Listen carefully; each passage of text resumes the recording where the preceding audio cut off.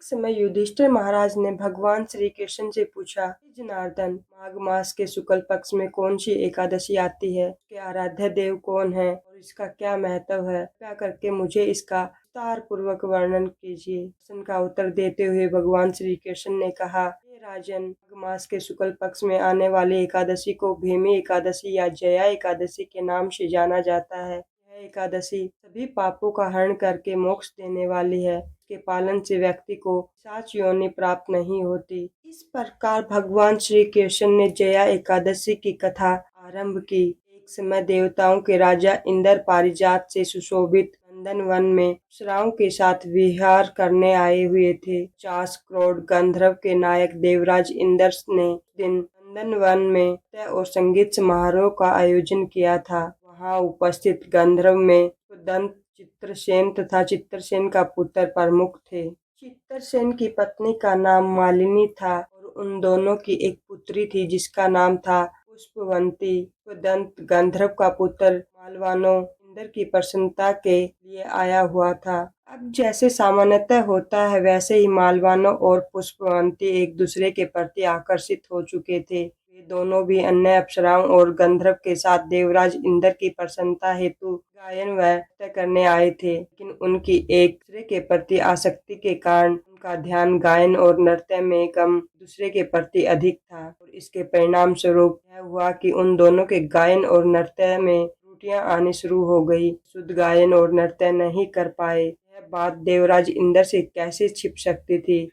तो बस इनका इस प्रकार ध्यान भंग देखकर देवराज इंद्र को बड़ा क्रोध आया और उन्होंने इसे अपना अपमान समझा। क्रोध के आवेश में आकर देवराज इंद्र ने उन दोनों को श्राप देते हुए कहा, अरे मूर्खों, तुम्हारी एक दूसरे के प्रति आसक्ति इतनी अधिक है कि तुमने मेरी आज्ञा का भी उल्लंघन किया है। इसलिए मैं तुम्हें श्राप देता हूँ कि जाओ, इसी क्षण मृत्युलोक में तुम्हारा पतन होगा और तुम पिशाच योनि में पति पत्नी बनकर वास करोगे। यह श्राप सुनकर मालवानो और पुष्पवंती दोनों ही भय से कांपने लगे। उन्होंने देवराज इंद्र से क्षमा याचना की, लेकिन अब श्राप बदल नहीं सकता था। तो बस उन दोनों का पतन हुआ और वे पिशाच का शरीर प्राप्त करके हिमालय की गुफाओं में रहने लगे। अपने पाप शरीर के कारण अनेक यातनाओं को सहन करते हुए वे दोनों समय व्यतीत कर रहे थे। आखिर एक दिन पिशाच की योनि में हे मालवानो पुष्पवंती से कहा, ना जाने हमने ऐसे कौन से पाप कर्म किए हैं जो हमें यह पिशाच योनि प्राप्त हुई है। नरक की यातनाएं असहनीय होती हैं, लेकिन पिशाच योनि के कष्ट भी बड़े दुखदायी हैं।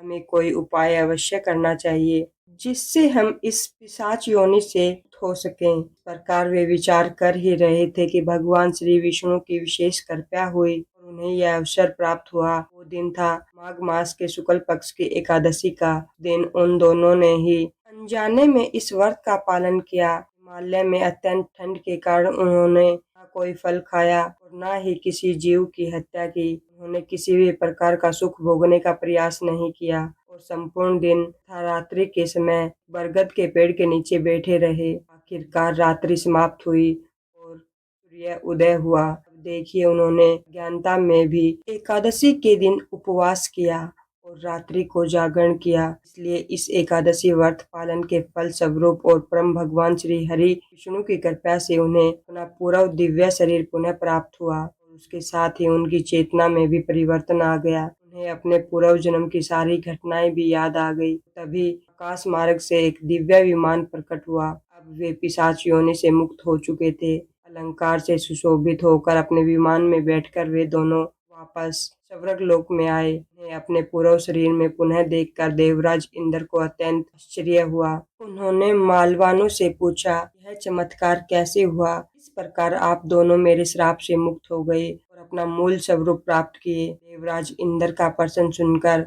मालवानों ने उन्हें बताया कि भगवान श्री हरि विष्णु की कृपा से और जया एकादशी व्रत के पालन से उनके जीवन में यह चमत्कार हुआ। यह सुनकर देवराज इंद्र भी बड़े खुश हुए और उन्होंने बड़े आदर से उन दोनों का स्वागत किया। कहा, भगवान श्री हरि विष्णु की शरण में जाने वाले और उनकी कृपा प्राप्त करने वाले जीव मेरे लिए पूजनीय हैं। इसलिए अब आप दोनों पुनः अपने अपने पूर्व स्थान को ग्रहण कर सकते हैं। तो इस प्रकार कथा का समापन करते हुए भगवान श्री कृष्ण ने युधिष्ठिर महाराज से कहा, निरूप श्रेष्ठ प्रत्येक व्यक्ति को इस परम पवित्र जया एकादशी व्रत का पालन जरूर करना चाहिए। इसका पालन करने से सभी यज्ञ और दान का फल प्राप्त होता है।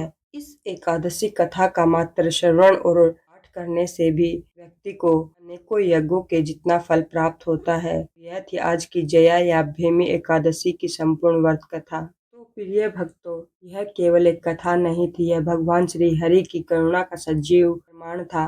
यह कथा हमें सिखाती है कि चाहे जीव कितने ही गहरी अज्ञानता में क्यों न गिर जाए, यदि एक क्षण के लिए भी वह हरि की शरण में आ जाए तो उसकी मुक्ति निश्चित हो जाती है। जया एकादशी यह स्मरण कराती है कि भगवान किसी की योग्यता नहीं देखते, वे केवल भाव देखते हैं। अनजाने में किया गया व्रत भी जब हरि की कृपा से जुड़ जाए, पिशाच योनि भी दिव्यता में बदल सकती है। आज के कलयुग में जब मन चंचल है और भक्ति कठिन लगती है, ऐसी कथाएं हमें आश्वासन देती हैं कि हरि नाम ही हमारा सबसे बड़ा सहारा है। एकादशी का वास्तविक फल उपवास में नहीं बल्कि हरि स्मरण में छिपा हुआ है।